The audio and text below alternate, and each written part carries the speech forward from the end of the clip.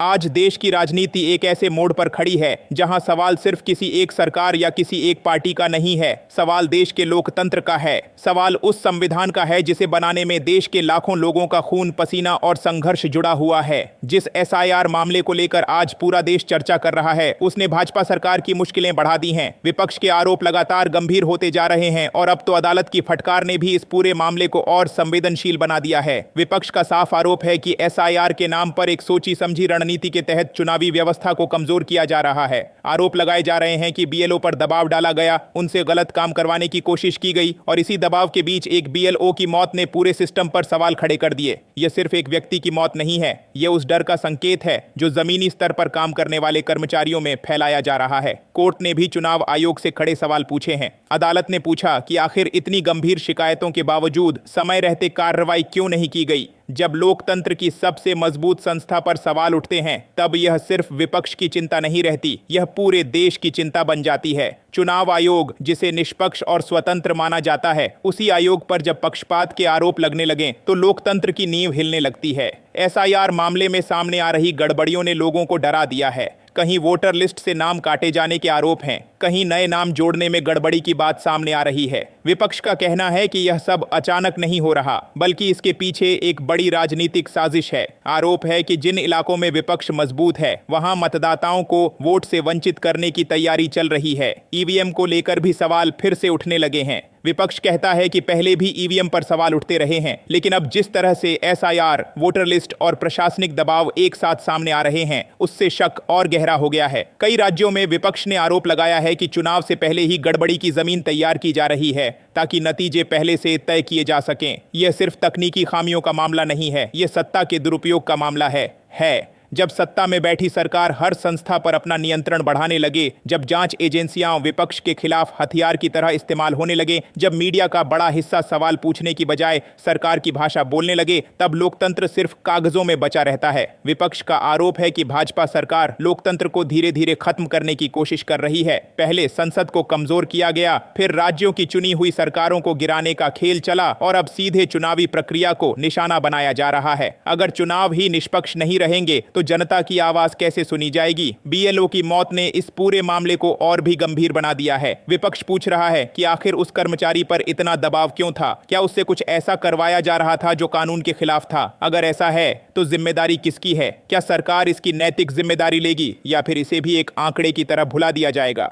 Court की फटकार इस बात का संकेत है कि अब सवाल सिर्फ राजनीतिक बयानबाजी का नहीं रहा। न्यायपालिका ने भी माना है कि मामले में गंभीरता है और जवाबदेही तय होनी चाहिए। लेकिन बड़ा सवाल यह है कि क्या सत्ता में बैठे लोग इन सवालों का ईमानदारी से जवाब देंगे या फिर हमेशा की तरह ध्यान भटकाने की राजनीति करेंगे। विपक्ष यह भी आरोप लगा रहा है कि कई राज्यों में एक ही पैटर्न दिखाई दे रहा है। पहले प्रशासनिक अधिकारियों का तबादला, फिर वोटर लिस्ट में बदलाव, फिर चुनाव से ठीक पहले कानून व्यवस्था का बहाना। यह सब किसी संयोग का हिस्सा नहीं लगता, ये एक सुनियोजित रणनीति जैसा दिखता है। लोकतंत्र सिर्फ वोट डालने का नाम नहीं है। लोकतंत्र का मतलब है निष्पक्ष चुनाव, स्वतंत्र संस्थाएं और जनता की भागीदारी। अगर इन तीनों में से एक भी कमजोर होती है तो लोकतंत्र खतरे में पड़ जाता है। आज हालात ऐसे बन रहे हैं कि जनता खुद सवाल पूछने से डरने लगी है। सोशल मीडिया पर सवाल उठाने वालों पर केस दर्ज हो रहे हैं, पत्रकारों को धमकियां मिल रही हैं और सच बोलने वालों को देशद्रोही कहा जा रहा है। विपक्ष कहता है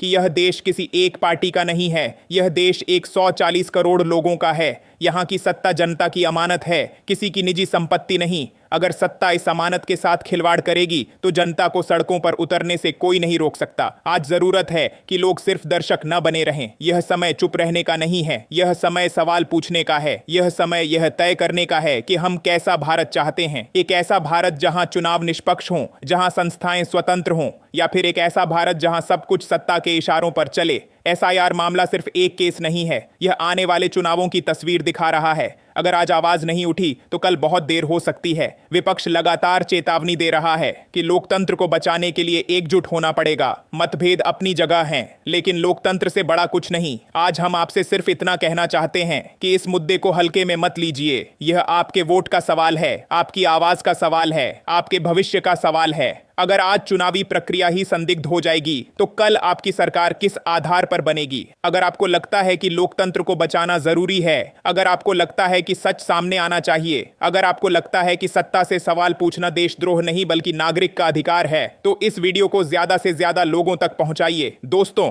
अगर आप चाहते हैं कि ऐसी सच्ची और जमीनी खबरें आप तक पहुंचती रहें, अगर आप चाहते हैं कि सत्ता से सवाल पूछने वाली आवाजें जिंदा रहें, तो इस वीडियो को लाइक जरूर कीजिए। आपका एक लाइक हमें ताकत देता है। इस वीडियो को शेयर कीजिए ताकि हर उस इंसान तक यह बात पहुंचे जो आज भी सोचता है कि सब कुछ ठीक चल रहा है। और अगर आप हमारे चैनल पर नए हैं तो चैनल को सब्सक्राइब जरूर कीजिए, क्योंकि आपकी सदस्यता सिर्फ एक बटन नहीं है, यह लोकतंत्र के साथ खड़े होने का एक छोटा लेकिन मजबूत कदम है। आपका समर्थन ही हमारी आवाज है, आपकी भागीदारी ही लोकतंत्र की असली ताकत है। इसी मुद्दे को आगे बढ़ाते हुए अब विपक्ष के सबसे बड़े चेहरे राहुल गांधी के आरोपों पर भी बात करना जरूरी हो जाता है। राहुल गांधी लगातार यह कह रहे हैं कि देश में सिर्फ सरकार नहीं बदली बल्कि सत्ता का चरित्र बदल गया है। उन्होंने खुलकर आरोप लगाया है कि चुनाव अब जनता की इच्छा से नहीं बल्कि सरकारी मशीनरी और पैसों के दम पर प्रभावित किए जा रहे हैं। राहुल गांधी ने कहा है कि बिहार चुनाव इसका सबसे बड़ा उदाहरण बनता जा रहा है। उनका आरोप है कि लोकतंत्र की खुलेआम हत्या की जा रही है। वोट से पहले माहौल को प्रभावित करने के लिए सरकारी योजनाओं का गलत इस्तेमाल किया गया। चुनाव के ठीक समय महिलाओं के खातों में 10-10 हजार रुपए भेजे गए ताकि आर्थिक मजबूरी को वोट में बदला जा सके। सवाल यह नहीं है कि मदद गलत है या सही, सवाल यह है कि मदद का समय चुनाव से ठीक पहले क्यों चुना गया। विपक्ष पूछ रहा है कि अगर सरकार को महिलाओं की इतनी ही चिंता थी तो यह पैसा चुनाव से 6 महीने पहले क्यों नहीं दिया गया। चुनाव के ऐन वक्त पर पैसा भेजना क्या मतदाताओं को प्रभावित करने की कोशिश नहीं है?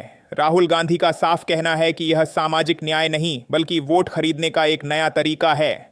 इसी तरह प्रवासी मजदूरों को लेकर भी सवाल उठाए जा रहे हैं। चुनाव के समय अचानक प्रवासियों के लिए मुफ्त ट्रेनें चला दी गईं, उन्हें घर भेजा गया, सुविधाएं दी गईं। विपक्ष कहता है कि जब यही मजदूर रोजगार की मांग कर रहे थे तब सरकार ने उनकी सुध नहीं ली, लेकिन जैसे ही चुनाव आया सरकार को प्रवासियों की याद आ गई। राहुल गांधी ने कहा है कि गरीब महिला और मजदूर को सिर्फ चुनावी औजार बना दिया गया है। उनका दर्द, उनकी मजबूरी और उनकी जरूरतों का इस्तेमाल सत्ता में बने रहने के लिए किया जा रहा है। यह लोकतंत्र नहीं है, यह लोकतंत्र का सौदा है। बिहार चुनाव को लेकर विपक्ष का आरोप और भी गंभीर है। कहा जा रहा है कि प्रशासनिक तंत्र का इस्तेमाल कर चुनावी माहौल को एक तरफा बनाया जा रहा है। अधिकारियों पर दबाव, वोटर लिस्ट में गड़बड़ी, एसआईआर के नाम पर डर का माहौल और अब पैसों तथा सुविधाओं का चुनावी इस्तेमाल, यह सब मिलकर एक खतरनाक तस्वीर पेश कर रहे हैं। राहुल गांधी ने यह भी कहा है कि जब चुनाव निष्पक्ष नहीं होते तो सरकार की वैधता पर सवाल उठता है। अगर जनता को डराकर, बहलाकर या खरीदकर वोट लिया जाएगा तो वह सरकार जनता की नहीं, सत्ता की सरकार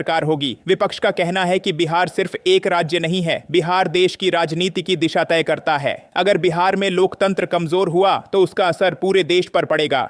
यही वजह है कि यह लड़ाई सिर्फ बिहार की नहीं, पूरे भारत के लोकतंत्र की लड़ाई है।